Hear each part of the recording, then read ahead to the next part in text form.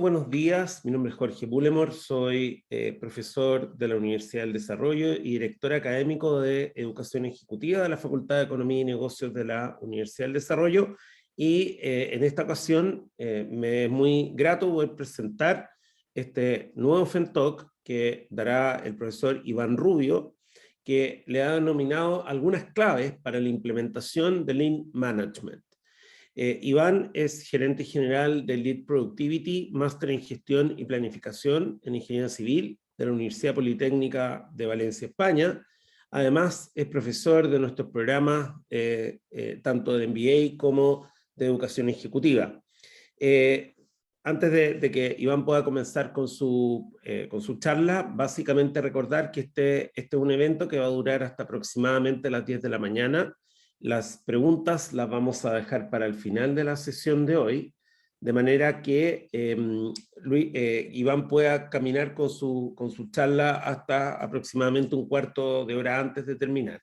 Por lo tanto, vamos a estar recibiendo sus preguntas a través del chat para que ustedes puedan escribir, etc. Así que, sin más, yo simplemente quiero dejar a Iván con ustedes y muy buena suerte, Iván. Perfecto. Muchas gracias, Jorge. Muchas gracias por esta instancia y la oportunidad de poder compartir algunas experiencias, digamos, que he tenido en mi viaje de Lean. Quería partir con, digamos, una pequeña reflexión ahí del autor de la quinta disciplina, que ahí ya en los 90, cuando escribió el libro, él menciona que las organizaciones más exitosas del siglo XXI serán aquellas que estén abiertas al aprendizaje. En el fondo, él plantea que probablemente las organizaciones más exitosas sean aquellas que puedan aprender más rápido que la competencia. De hecho, menciona que probablemente la única ventaja competitiva que puedan tener sea el poder aprender más rápido que la competencia. Que efectivamente, si vemos hoy día cómo está el mundo tan globalizado que estamos, a un clic de distancia del resto del mundo, nos haga mucho sentido esta frase. En el fondo, el cómo aprendemos como organización, cómo nos adaptamos como organización a las nuevas tendencias, a los cambios que están ocurriendo, y esto sin considerar el coronavirus, que el coronavirus efectivamente nos cambió, digamos, toda nuestra realidad, y efectivamente tuvimos que adaptarnos rápidamente a una realidad completamente distinta. Entonces, en ese sentido, aparecen algunos paradigmas en que podemos comparar el caso de la Toyota, hacia fines de los 80, principios de los 90, versus los paradigmas que podemos tener nosotros, digamos, incluso hoy por hoy. En que, por un lado, veíamos que la Toyota tenía buenos resultados en cuanto a productividad, buenos resultados en cuanto a rentabilidad de empresa, competitividad de empresa, buenos resultados en, digamos, en calidad, superando a la competencia, etc. Versus los paradigmas que podemos tener de este típico triángulo que uno puede visualizar del tiempo, costo, calidad, o rápido, bueno o barato. ¿En qué sentido? En que si es que queremos algo rápido, asumimos que vamos a tener que sacrificar la calidad o el precio. Por otro lado, si es que queremos algo barato, asumimos que vamos a tener que sacrificar, digamos, la calidad, ya no hacer de la misma calidad que antes, ¿no? Y también vamos a tener que afectar negativamente el tiempo o el plazo. ¿Cuántas veces hemos dicho, hemos escuchado, mire jefe, si quiere que lo haga bien, no me pida que lo haga rápido, y si quiere que lo haga rápido, no me pida que lo haga bien? Entonces, en esa línea lo que estaba logrando la Toyota, en alguna forma, era el impactar positivamente estos tres ejes que estamos acostumbrados a que si queremos impactar positivamente algunos, vamos a tener que impactar de manera negativa al menos uno de los otros dos. Y ahí es donde, linkeado a la reflexión anterior, analizando ya los principios de la Toyota, que no es el objetivo de esta charla, pero sin embargo, los que nos propone la Toyota son unos principios operacionales, un sistema de producción distinto y una filosofía de producción finalmente distinta, en que uno podría describir que cuando las empresas comienzan o implementan el pensamiento Lean, finalmente lo que hacen es meterse en un proceso de constante aprendizaje, en el que continuamente vamos aprendiendo mejores formas de ejecutar nuestros procesos. Vamos aprendiendo mejores formas de trabajar eliminando desperdicios. Vamos aprendiendo mejores formas de agregarle valor a nuestros clientes.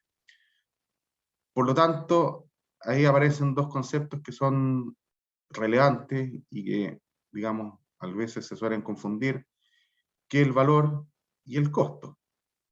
En que el valor es básicamente qué es lo que quiere el cliente, cuáles son los requerimientos, las expectativas que queremos satisfacer. Y una buena pregunta es si es que el cliente está dispuesto a pagar por este proceso que estamos haciendo, sí o no. Por lo tanto, el valor que le asigna a nuestro producto o servicio va a depender netamente de cuáles son las expectativas, requerimientos que tengan nuestro cliente. Y por otro lado, el costo va a depender de cuáles son los recursos que necesitamos, materias primas, cuáles son los materiales, insumos, cuál es la tecnología que estamos utilizando, cómo estamos organizados, cómo son nuestros procesos, etc. Por lo tanto, el costo va a depender de nosotros como empresa. Por lo tanto, el desafío que se plantea es cómo le entregamos el valor y las expectativas, digamos, cómo cumplimos los requerimientos y requisitos de nuestro cliente con un menor esfuerzo como empresa, en menos tiempo, con, digamos, de manera más eficiente, con menor cantidad de espera. En la práctica, cómo vamos generando valor con la menor cantidad de desperdicio. Y ahí es donde está lo interesante, en que finalmente el desafío está en cómo logramos que cada una de las personas que trabajan con nosotros se transforme en una persona que está constantemente buscando, identificando, eliminando o al menos minimizando los desperdicios que podemos tener presentes en nuestro proceso, ¿no? Ahí están los desperdicios que propuso Daiichi Ono, los 7 más un desperdicio. Que hay algunos que no les gusta el más uno porque creen que la creatividad de los empleados es inherente a la filosofía en sí. Sin embargo, me parece un buen punto de partida de cómo empezar a clasificar y categorizar los desperdicios que podamos tener en nuestros procesos. En el fondo, donde tenemos sobreproducción, exceso o inventario en general, dónde estamos o qué es lo que está ocurriendo con el transporte, materiales, maquinaria, etcétera, qué pasa con los movimientos de las personas en los procesos, dónde tenemos esperas entre procesos, que también es bastante frecuente, o defectos de calidad, etcétera. Entonces, ¿cómo empezamos a generar una conciencia y un entendimiento común sobre qué es un desperdicio y cómo vamos a generar una cultura en que estamos constantemente buscando y gestionando estos desperdicios? Finalmente, los beneficios que se pueden lograr son bastante interesantes, más que atractivos para cualquier empresa, ¿no? Hay solo algunos de los que uno podría mencionar: aumento importante en producción, reducción de pasos, disminución de coste, mejoras de calidad, reducciones en tiempo, simplificaciones de procesos, y en la práctica también uno empieza a ver que va mejorando el clima laboral al todos tener un objetivo y un norte común. Por lo tanto, por un lado tenemos los principios, tenemos los desperdicios, que yo siempre les digo a las empresas con las que trabajo, los profesionales con los que trabajo, digamos, que a ver si son temas de la NASA, o no son, más bien no son temas de la NASA, son más bien temas sencillos, no son conceptos que sean muy difíciles de entender y asimilar. Entonces, ¿por qué nos cuesta tanto la implementación? Entonces aquí lo que quería era compartir algunas ideas que fuimos desarrollando con Juan Felipe Pons, un colega español que tiene también experiencia en la implementación en Europa, de, digamos, cuáles son los verdaderos desafíos, cuáles son las dificultades que enfrentan las empresas, y finalmente vimos algunas claves, que llamamos claves del éxito, entendiendo que están basadas en nuestra experiencia, en nuestro aprendizaje que hemos tenido en estos años que llevamos trabajando en el apoyo de la implementación de Lean en diferentes empresas. Entonces, una primera pregunta podría ser el por qué fracasa la implementación de Lean, y ahí hay una lista de 10 puntos que, digamos, solo para reflexionar algunos de ellos. El no entender la verdadera esencia, el significado de Lean. Muchas veces hay empresas, nos topamos con empresas que lo ven como una política de reducción de costos, y la verdad es que Lean no es eso. Hay otros que lo visualizan como algunas herramientas en particular, y Lean es más que algunas herramientas o un maletín con herramientas, sino que efectivamente una filosofía de producción que nos va a llevar a cambiar de manera profunda nuestra organización. Nos va a llevar a cambiar la cultura de cómo nos vamos comportando. Por otro lado, muchas veces se busca la optimización local y no la global. O sea, queremos optimizar parte del proceso sin ver cómo se visualiza el todo. O sea, perdemos de vista la interacción que tiene cada uno de los procesos, y efectivamente nos enfocamos en mejorar partes del sistema, perdiendo de vista el sistema como un todo. Considerando que cuando empezamos a tener una mirada global, nos puede llevar a cuestionarnos, incluso si es que las políticas de incentivos, por ejemplo, es la adecuada o no.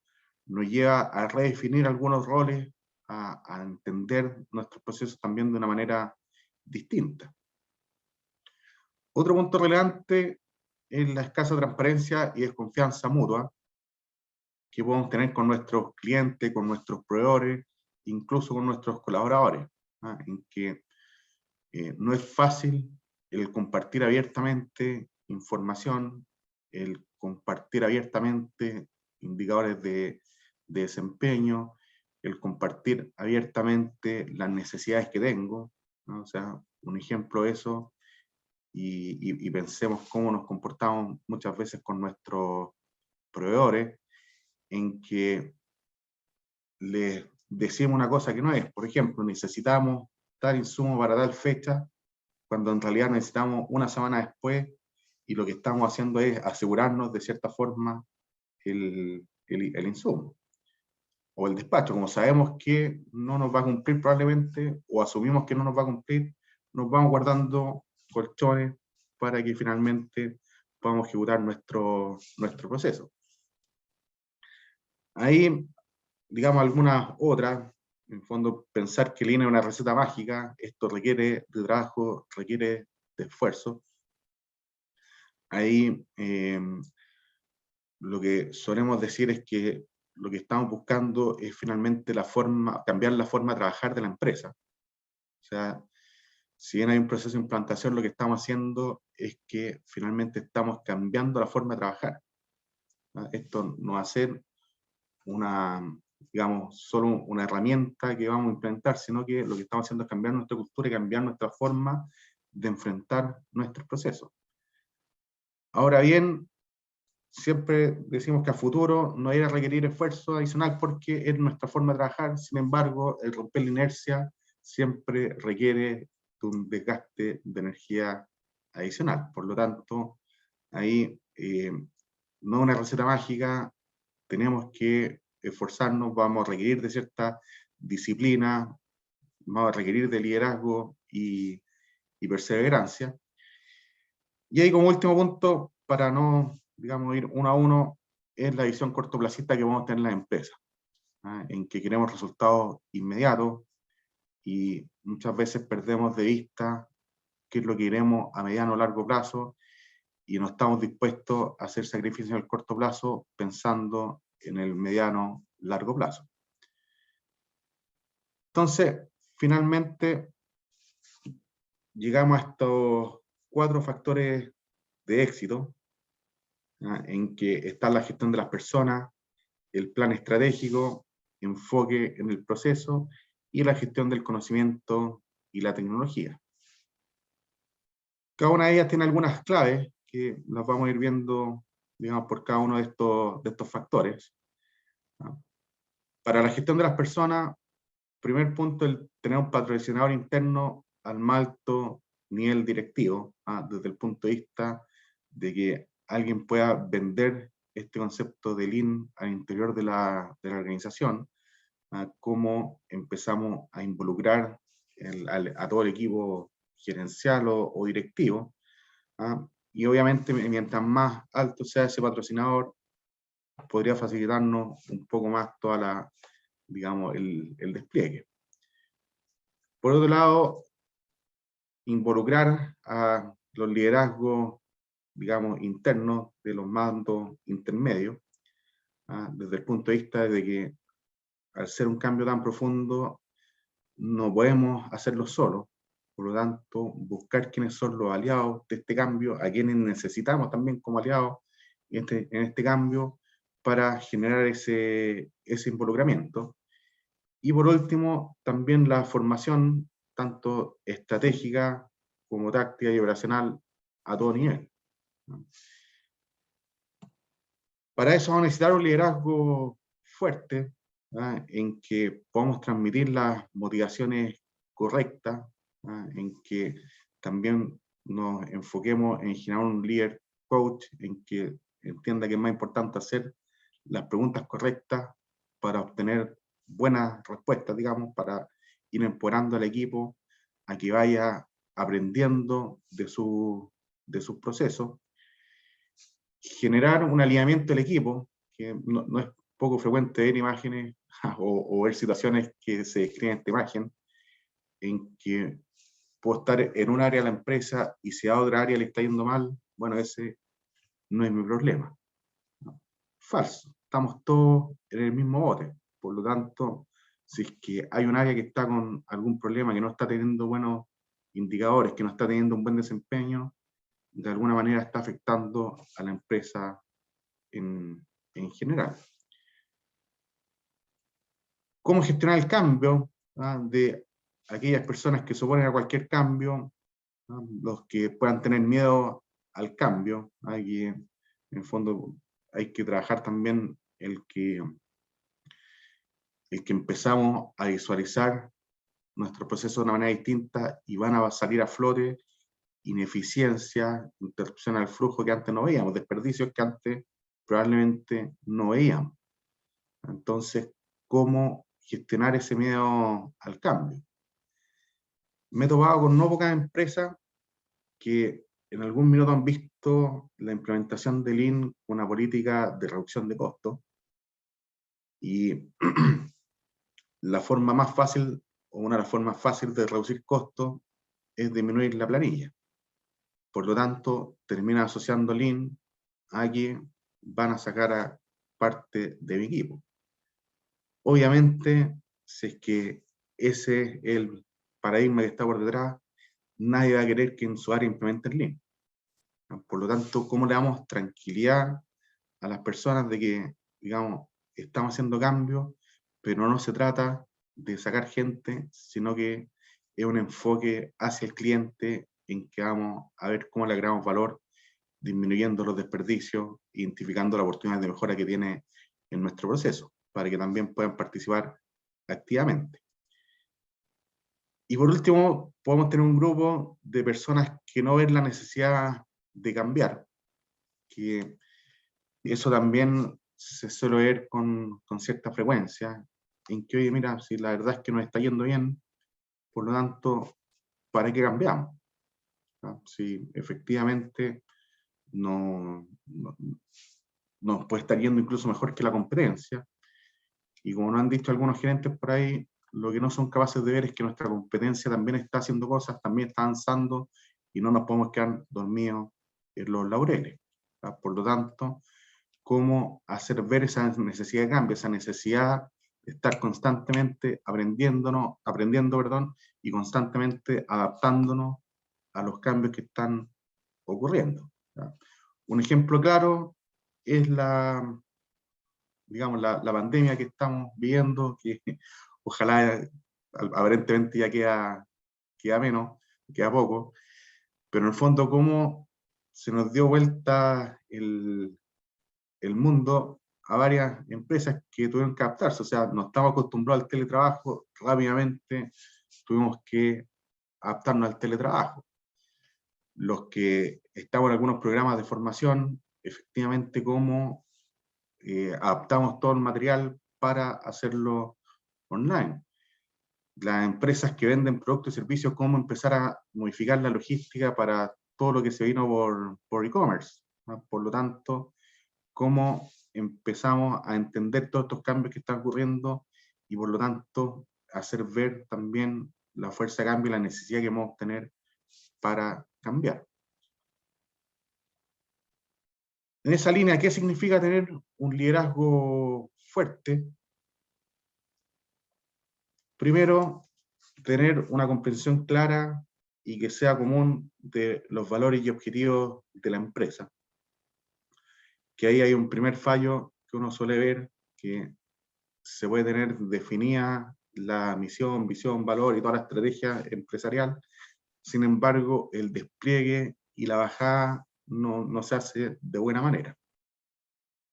Si quieren, hagan el ejercicio de preguntarle a sus colaboradores cuál es la misión, visión y cuáles son los valores de la organización, y probablemente se lleven alguna sorpresa de que no estén tan bien difundidos como uno esperaría. Desarrollar las competencias del equipo de trabajo, o sea, ver efectivamente cuáles son las competencias que necesitamos y preocuparnos de formar a nuestro equipo. Y para eso, participar de manera activa en, digamos, todas las actividades de formación que puedan ocurrir.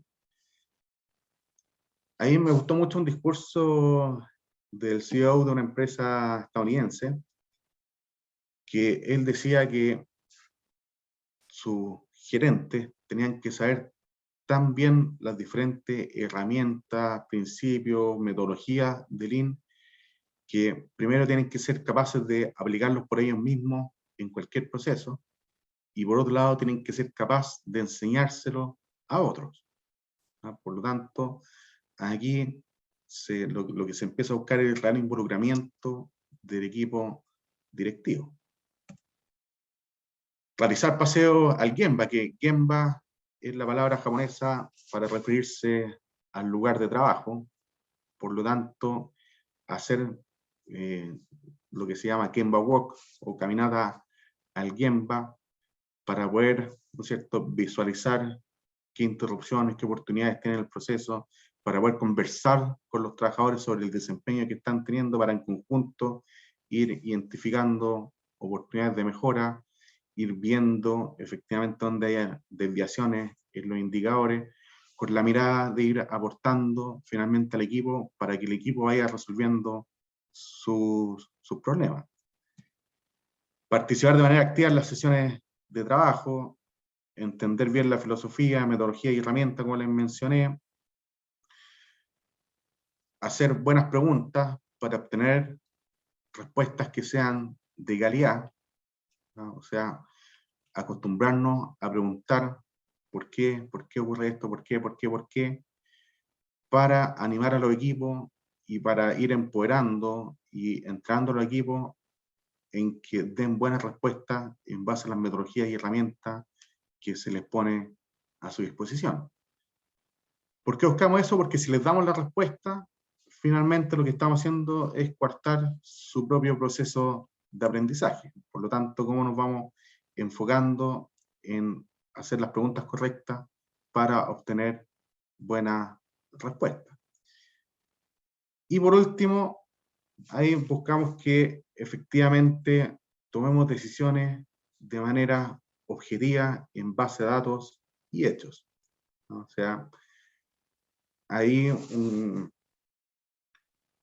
gran cambio que se hace es que dejamos de quejarnos. Ahí yo siempre lo animo, le digo, oye, ya, ¿y qué tenemos que hacer para pasar de la queja a la acción? ¿Ah? ¿Por qué? ¿Qué es lo que suele ocurrir? Que un área dice, no, es que el problema está en el área al lado, que nunca cumple, que no sé qué, no sé cuánto, y el área al lado dice, no, lo que pasa es que ellos no me entregan la información a tiempo, por lo tanto ellos no son claros en la entrega de información, y nos podemos quedar en esa conversación por días, semanas, meses o incluso años en algunos casos.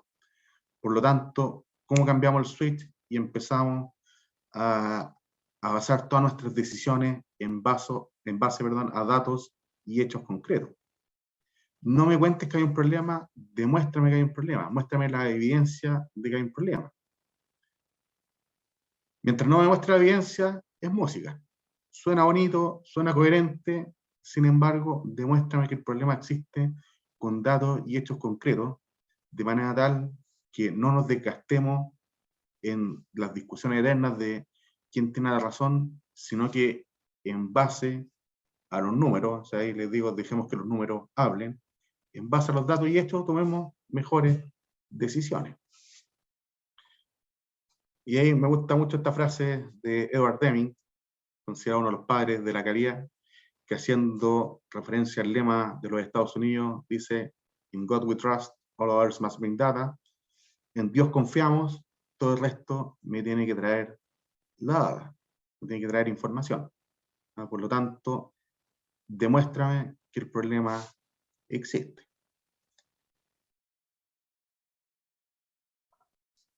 En esa misma línea, también cómo empezar a hacernos cargo de la formación de tanto del equipo gerencial, del equipo directivo, como de toda la empresa, que ahí se pueden armar planes de capacitación en que vamos generando ciertos módulos que vamos desarrollando de acuerdo a las necesidades que vaya teniendo la empresa, y también muchas veces con un concepto de train the trainers, en el sentido de que vamos desarrollando todo el contenido para que en el futuro las mismas personas que pertenecen a la empresa puedan ser relatores de los módulos para las personas que vengan a futuro. Junto con eso, cómo detectar, digamos, las brechas de capacitación. Aquí hay un ejemplo en la matriz de habilidades en que podemos ir visualizando para las diferentes competencias que se requieren, cuál es el nivel que tenemos versus el que necesitamos, y en base a eso vamos identificando qué brecha podemos tener. Y también cómo vamos formando una mentalidad de trabajo distinta, ¿no? Cómo vamos a través de las diferentes metodologías y herramientas a diferentes estándares que se van implementando, a cierta organización que vamos conformando, finalmente ir difundiendo y promoviendo una cultura de trabajo distinta. El segundo factor de éxito tiene relación con el plan estratégico, de cómo tener una visión a largo plazo de la empresa. En el fondo, preguntarse el por qué y el para qué estamos implementando y realizando todo este esfuerzo.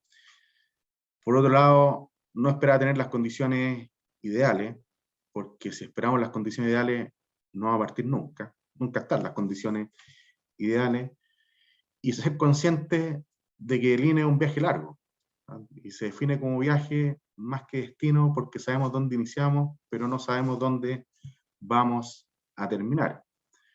Por lo tanto, ahí hay varias empresas que incluso iniciaron la implementación cuando estamos en el peor momento de la pandemia, ¿no? Entendiendo que esto es algo que efectivamente nos va a tomar un tiempo. Ahora, de igual manera, lo necesitábamos, en el fondo, cómo nos adaptamos, cómo trabajamos de una manera distinta, cómo mantenemos alineados a nuestro equipo, cómo empezamos o seguimos tomando buenas decisiones en base a la información que podamos tener disponible. Y por otro lado, el ensayo y error.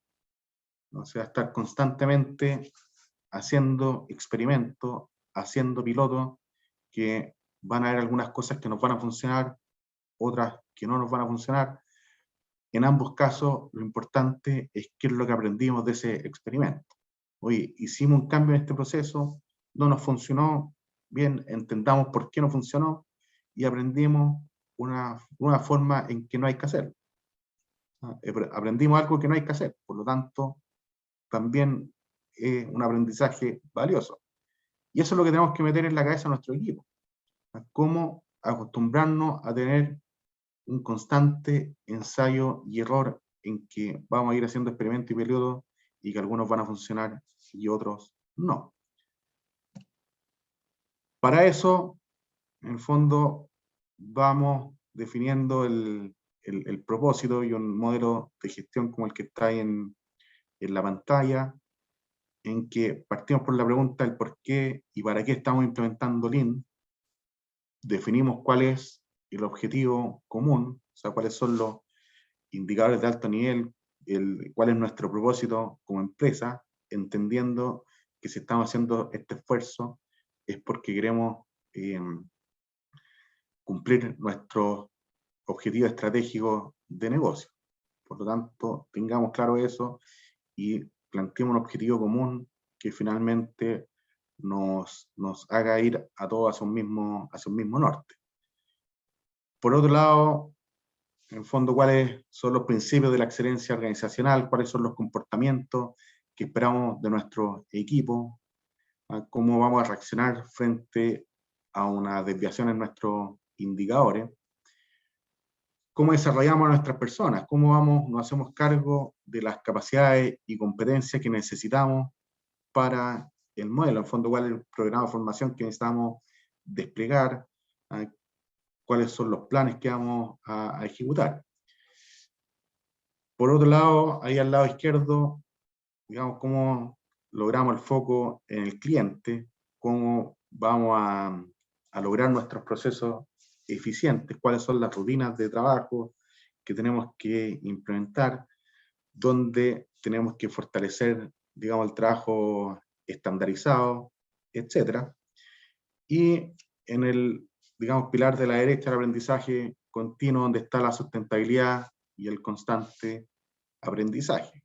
En el fondo, ahí, como vamos viendo efectivamente, cómo nos aseguramos de ir acuñando el aprendizaje que vayamos obteniendo, cómo vamos efectivamente desarrollando nuestros procesos de resolución de problemas, o sea, cómo reaccionamos frente a un problema cuando éste se presenta, cómo reaccionamos frente a una desviación en nuestros indicadores cuando se presenta. Entendiendo que con esta visión de largo plazo, lo que partimos o tenemos que entender muy bien, y ahí Mike Roder lo describe muy bien a mi juicio en el libro Toyota Kata, en que él dice, partimos desde una condición actual, y esa condición actual tenemos que tener muy claro cuál es nuestro punto de inicio. Lo otro que tenemos que tener claro es cuál es nuestra condición deseada, o sea, hacia dónde quisiéramos llegar. A partir de eso, trazar un camino que a priori sabemos que es un territorio incierto que va a estar, digamos, con obstáculos que vamos a tener que ir evitando, ¿no? O ir gestionando.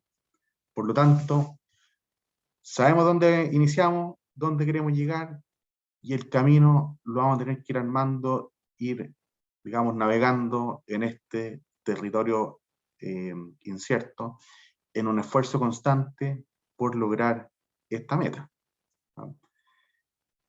Ir dando los golpes de timón que se requieran en el camino, ¿no? Oye, yo pensé que esta persona se iba a alinear, no se está alineando, bueno, ¿qué es lo que tenemos que hacer?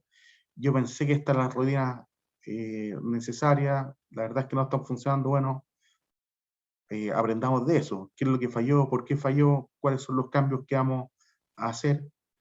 Por lo tanto, ir navegando en este territorio incierto, entendiendo que en el fondo esto en algún minuto tenemos que implementarlo a nivel de empresa.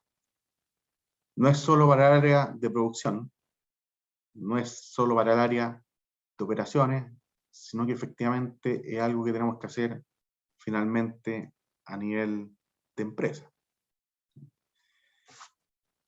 Ahí, por darle un ejemplo, una pregunta que solemos hacer es, ¿qué necesitamos de las otras áreas? O sea, hacer esa pregunta de cuál es el valor que nos agrega, por ejemplo, el área de compra, cuál es el valor que nos agrega el área de calidad, cuál es el valor que nos agrega, dependiendo del tipo de empresa, podría ser el área de diseño en una empresa ligada a la construcción, cuál es el valor que nos agrega el área de mantención. Por lo tanto, cómo ir generando también esos alineamientos internos en que podamos darnos un buen servicio internamente, entendiendo estas relaciones de cliente-proveedor que también se dan al interior de las áreas de la empresa. Por lo tanto, cómo empezamos a tener también esas conversaciones al interior, siempre pensando en el cliente final, pero cómo también vamos entendiendo estas relaciones que existen al interior y cómo vamos generando ese alineamiento. Por darle un ejemplo, en una empresa, una de las cosas que decían era, oye, mira, lo que yo necesito del área de recursos humanos es que las contrataciones sean un proceso eficiente, ¿no? En que recursos humanos también me ayude a generar los planes de formación que yo requiero para mis equipos de trabajo.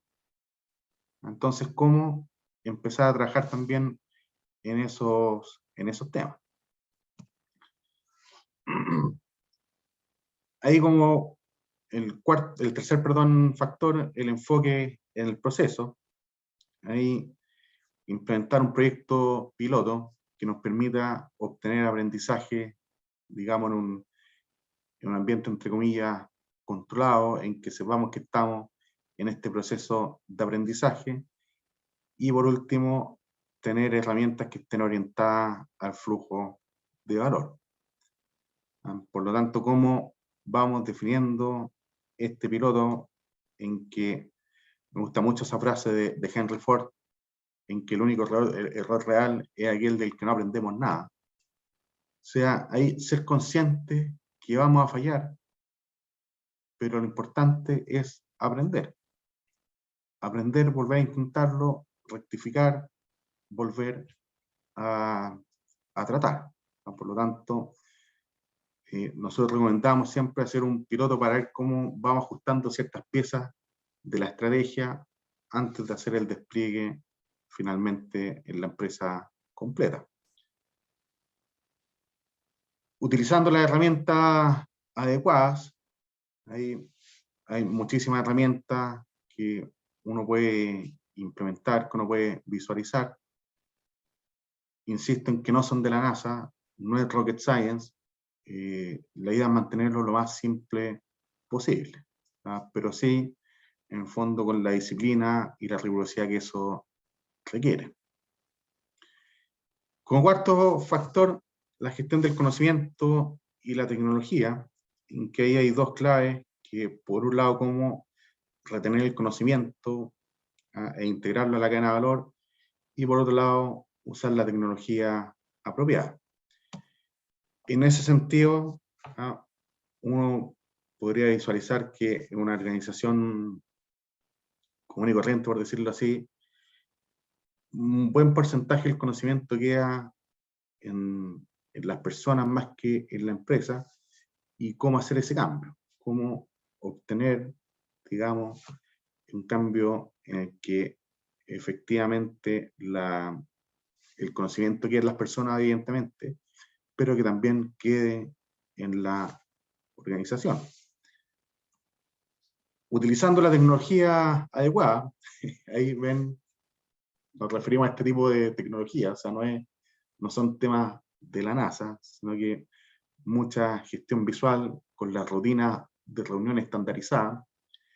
Ahí, en el fondo, lo que buscamos es no solo, o la idea no es llenarnos de reuniones, que es lo que algunos tienen temor a eso, sino que más bien cómo generamos rutinas estandarizadas de reunión en las que nos aseguramos de que hacemos o que las personas están conversando lo que nosotros queremos que conversen.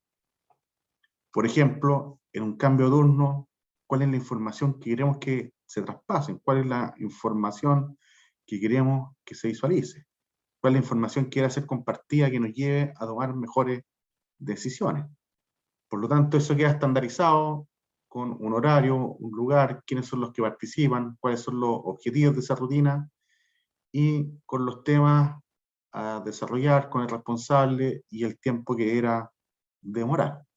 Por lo tanto, si es turno a turno, obviamente esta reunión no puede ser más larga de 10, 15 minutos, pero sí tiene que ser sagrada. Por lo tanto, tenemos que ver muy bien cuál es el contenido de cada una de las rutinas para asegurarnos que esas conversaciones ocurran, para que finalmente podamos estar constantemente identificando desviaciones y tomando acciones. Entonces, lo que vamos viendo también en las rutinas y en estos tableros, diferentes técnicas Lean, cómo resaltamos los rendimientos que están fuera de objetivo, no con el ánimo de retar a nadie, sino que más bien porque ahí es donde tenemos las oportunidades de mejora, poder comprobar cuáles son las actividades que deben ocurrir durante el día, cuáles son las sugerencias de mejora que podemos trabajar y finalmente cuáles son las lecciones que vamos aprendiendo. Para eso, digamos, entendiendo el modelo cultural que nos propone el Lean, en que en el modelo tradicional tenemos esta pirámide organizacional muy jerárquica en que nos basamos en el dirigir y controlar. Damos la instrucción y controlamos que esa instrucción se haya ejecutado tal y cual la dijimos. Sin embargo, cuando empezamos a entender estos conceptos y la filosofía y sus principios, empezamos a entender también que a través de los operadores por los cuales la empresa agrega valor. Son ellos los que están fabricando los productos, son ellos los que están generando el valor, son ellos los que están atendiendo público, dependiendo obviamente del proceso que estemos analizando. Por lo tanto, lo que hacemos es invertir esta pirámide en que ya no es una pirámide en que nos basamos en el poder, digamos, y dirigir y controlar, sino que más bien es una pirámide en la que nos preocupamos de apoyar la producción, de hacer coaching a nuestros colaboradores, en que los vamos empoderando para que ellos pidan recursos y los que están ahora en la parte de abajo apoyan la producción, apoyan el trabajo. ¿En qué sentido? Con pedir recursos no me refiero a que pidan, digamos, mejoras salariales, sino que, por ejemplo, que los materiales, los insumos estén donde tienen que estar en el momento preciso, en que la información me llegue bien a la primera y en el momento preciso, en que mi computador o mi herramienta de equipo funcionen de manera correcta, o sea, cuáles son las condiciones mínimas que yo requiero para poder hacer bien mi trabajo. Por lo tanto, nos preocupamos de dar ese apoyo y ese soporte. Y a la vez vamos empoderando y entregándoles metodología y herramientas en cada nivel para que, si es que tiene un problema, la primera pregunta que se haga es si es que lo puedo resolver con mis propios medios, con lo, digamos, con lo que, si es que tengo digamos, lo suficiente para poderlo resolver. Y si la respuesta es sí, resuélvelo. Y si que la respuesta es no, pide ayuda al nivel siguiente, en que los supervisores, capataces, se volverán a preguntar si es que lo puedo resolver con mis propios medios. Si la respuesta es sí, resuélvelo. Y si es que no, pido ayuda. Entonces, de esa manera se va estructurando esta cadena de ayuda en que por un lado empoderamos a cada persona a resolver sus propios problemas y si es que no los puede resolver, le entregamos, digamos, la rutina, las instancias para que lo pueda hacer, ¿no? En que ahí se van definiendo diferentes rutinas a diferentes niveles para que finalmente se puedan ir resolviendo todos estos problemas, situaciones que se nos van a dar en el día a día. Algo importante que suelo mencionar es que, a ver, cuando uno implementa Lean no es que dejen de ocurrir los problemas. Probablemente se van a minimizar la cantidad de problemas, oportunidades que vamos, o de problemas que podamos ver o desviaciones que vamos a tener,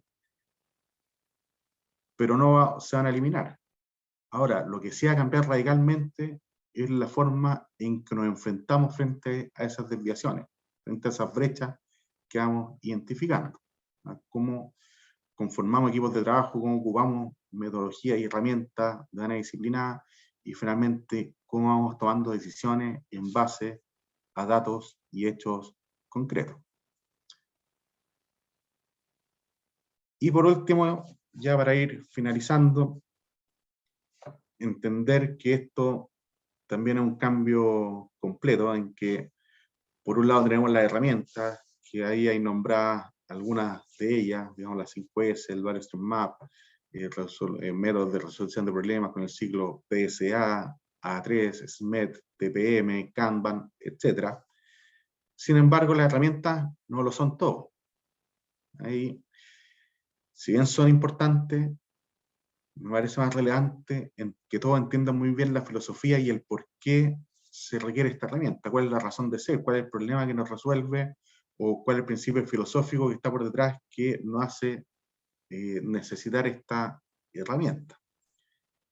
Y por último, el eje de la cultura, en que efectivamente estamos generando un cambio en nuestra cultura, en que cambiamos liderazgo basado en coaching, en que trabajamos de manera colaborativa, pero colaborativa de verdad, no la frase políticamente correcta, sino que con rutinas, instancias de trabajo, compartimos información y vamos también gestionando el cambio. ¿Qué es lo que nos suele ocurrir? Que solemos ser muy herramientistas. O sea, ojalá pásame la planilla en Excel que me resuelve mi problema. Sin embargo, lo que puede ocurrir y suele ocurrir es que finalmente terminamos llenando planillas sin entender el por qué lo estamos haciendo. Y finalmente, cuando uno empieza a ver, oye, ¿qué decisión has tomado con esto? Aparecen los grillos ahí, cri, cri, cri, cri. Por lo tanto, lo que queremos buscar es cómo le damos coherencia a todo esto a través de la filosofía y cómo vamos generando una cultura de trabajo también distinta. Así que bien, pues ahí hay un resumen de los factores con cada una de las claves que fuimos desarrollando. Así es que quería ver si es que hay algunas preguntas, dejar los últimos minutos para preguntas. Primero que todo, muchas gracias, Iván, por la excelente presentación. Y efectivamente hay varias preguntas. No hay una sola, hay varias. Entonces, dame un segundo y las vamos a ir viendo en orden para que así tú las puedas responder también tranquilamente. Dame un segundito.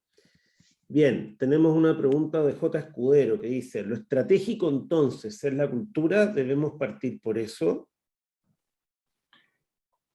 O sea, para mí lo estratégico es el cliente desde el punto de vista de cuál es la razón de ser de la empresa, cuáles son nuestros objetivos de negocio. O sea, ahí, cuando yo me pongo a trabajar con las diferentes empresas con las que trabajo, les suelo decir en el fondo, oye, aquí no estamos trabajando porque queremos ser la empresa más linda del mundo. Aquí tenemos unos ciertos objetivos estratégicos que tenemos que cumplir. Por lo tanto, ¿cómo nos alineamos con eso? Si es que no estamos convencidos de que Lean es un camino para lograr nuestros objetivos de negocio, mejor intentemos otra cosa. Ahora, yo sí estoy convencido de que los va a ayudar, y por eso estoy ahí en el fondo, pero entender que el cambio que se va a ir generando finalmente es un cambio en la cultura. Y eso implica que va a tomar tiempo. Lo cual no quiere decir que los resultados van a tomar tiempo. O sea, muchas veces hemos visto cambios de tendencia e indicadores de una semana a otra, ¿no? Por lo tanto, los resultados suelen llegar temprano, pero finalmente la sustentabilidad de todo esto va a requerir de un cambio en la cultura de trabajo. Correcto. También J. Escudero hizo varias preguntas, así que muy bien, vamos a seguir aquí. Pero está muy bien porque nos encantan las preguntas. Él dice, más allá, o ella, de la cultura, se sigue con la innovación, ya que te copian si lo haces bien. O sea, el tema como la innovación sigue siendo un tema súper relevante, porque si te van copiando, entonces si lo haces bien, te van copiando. O sea, a ver, efectivamente, ahora, volviendo al tema de la cultura, o sea, hoy día, si tú quieres ir a ver qué es lo que hace la Toyota, hay tours que te llevan a Japón, ¿no? Digamos, y a un precio, bueno, antes de la pandemia al menos eran razonables, ahora con todo lo que ha subido los costos, no sé cómo estarán, pero en el fondo, aquí voy con esto, que la Toyota lo que veía es que su ventaja competitiva no está en las diferentes herramientas y metodologías que están aplicando. Eso fácilmente puedes copiar un tablero, fácilmente puedes copiar un software, una herramienta. Sin embargo, lo difícil es copiar la filosofía, la cultura, en fondo la manera en que las personas o tu equipo se enfrenta frente a un problema. Cómo va reaccionando frente, digamos, los cambios de necesidades de tus clientes, ¿no? Por lo tanto, ahí es donde está realmente la ventaja competitiva, cuando ahí es donde está lo que es difícil de copiar. Es muy difícil de copiar la cultura que tiene una empresa. Ahora, evidentemente creo que estamos en un mundo en que la innovación es necesaria, o sea, más allá de todo lo que hemos visto. Claro, tendría que hacer un crecimiento inorgánico, comprarte la empresa, que efectivamente son muy difíciles de copiar, porque implementar una cultura nueva puede tardar años en tiempo y mucho dinero y tampoco hay garantía de éxito, entonces es un tema. Otra pregunta también de él es, o ella, ¿qué incentivos pondría o propondría a los trabajadores para la aplicación de Lean? O sea, ahí lo que yo trataría es alinear en el fondo los objetivos o los incentivos con los objetivos de la empresa.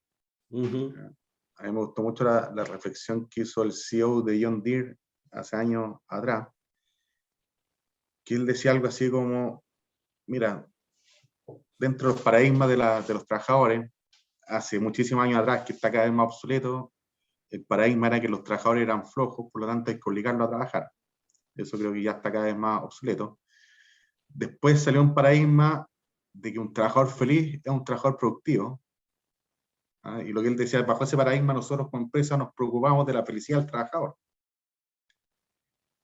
Ahora bien, después de años implementando el me di cuenta que en realidad es al revés, que un trabajador productivo es un trabajador feliz. ¿Ah? ¿En qué sentido?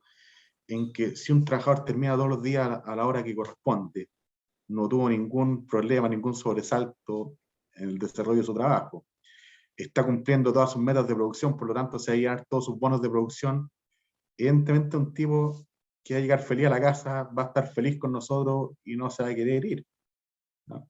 Con la gran diferencia que bajo esa declaración lo que tenemos que hacer como empresa es preocuparnos de que darle la herramienta y las condiciones para que pueda producir sin problema, ¿no? Por lo tanto, yo vería los incentivos por ese lado, en fondo, cómo empezar a lograr los incentivos de producción, lograr los incentivos o los objetivos de producción, perdón, de objetivos de calidad, etcétera. Correcto. Y nos queda justo la última pregunta antes de cerrar, y que también pregunta, ¿Design Thinking nos ayudaría? A ver, ahí creo que no solo Design Thinking, yo creo que Lean, al ser una filosofía, se trabaja muy bien en conjunto con otra idea, ¿no? O sea, por darle un ejemplo, los que en el mundo de proyectos varias veces me han preguntado, oye, ¿qué hago? ¿Lean o toda la idea del PMI, o el Project Management Institute, con su PMBOK? La verdad es que no veo por qué tendrías que escoger una u otra. Lo mismo con la ISO. En el fondo, no veo por qué escoger una u otra. O sea, creo que se complementan bastante bien. En algunos casos ven con Six Sigma. O sea, hoy día hay algunas ideas de cómo aplicar Lean y Six Sigma en conjunto. De hecho, hay toda una área que es Lean Six Sigma. Por lo tanto, ahí J. Escudero, no sé cuál será el nombre, pero o sea, efectivamente, creo que en base a la realidad que tenga la empresa, hay que buscar qué otras cosas nos pueden ir ayudando. Javier dijo ahí. Entonces, Javier, efectivamente, si es que está una empresa que requiere de procesos creativos de diseño, el design thinking podría aplicar completamente. Lo mismo que los conceptos de agilidad, que también hoy día están como de moda. Insisto, creo que se van a aplicar bastante bien en conjunto. Y tenemos la última pregunta de María José Sánchez. ¿Cuál es el rol de la comunicación interna ante una transformación de este tipo? Fundamental. Fundamental, o sea, sí. Para generar todos estos cambios de cultura, efectivamente se generan planes comunicacionales potentes, en que se le suele colocar un nombre al proyecto, a la iniciativa, en que empezamos a generar bombardeos comunicacionales. Hemos, digamos, seguido diferentes estrategias en diferentes empresas, pero generando afiches, cápsulas de video que se van transmitiendo a través de canales internos, comunicados, reconocimiento a los equipos que también se van publicando, etcétera. Perfecto. Querido Iván, te quiero agradecer realmente por esta excelente ponencia. El tema es muy interesante y bueno, se ve también a través de las muchas preguntas que han ido llegando. También agradecerle a los que han asistido. Simplemente quiero pasar los últimos comerciales, así que te voy a quitar un segundo la pantalla antes de despedirnos. Y que son las actividades que vienen, vamos a morar muy poquito. A nivel de FENTOX, lo que queda para la primera semana de junio es compliance en criptoactivos, eso es el 1 de junio en la mañana. Luego tenemos uno que se llama Desde la Fundación hasta el Éxito, ¿por qué los impuestos importan para el emprendimiento?, que es el miércoles 8. Luego, Acelerando la Transformación Digital, que tenemos invitado al gerente general de SMU el miércoles 15 de junio. Y el día jueves 16 de junio, competencias profesionales para la venta B2B post-disrupción del COVID. Eso a nivel de FENTOX. Recuerden que son gratis y se pueden ver después también de nuevo, porque esta información queda arriba tanto en el canal de la facultad como en el canal UDTV. A nivel de curso, los que están confirmados son el curso de estrategias comerciales post-COVID del 4 de julio, y luego tenemos 3 diplomados, Digital Innovation Strategy and Management, que inicia el 25 de julio, el 1 de agosto diplomado en Ingeniería en Ventas, y el día 25 de agosto el diplomado en Innovación y Tecnologías Digitales. El de Iván también parte justo después de eso, entonces por eso ya va a empezar a aparecer en la cartelera. Y simplemente también recordar que para aquellas empresas que quieran enviar a más de alguna persona a estos cursos, hay descuentos especiales. Para ello tienen que escribir a programasfen@udd.cl. programasfen@udd.cl. Y sin más, simplemente agradecer y nos estamos viendo. Un gran abrazo a la distancia. Gracias, Iván. Gracias, Jorge. Que Chao, esté muy chao. bien. Chao, chao.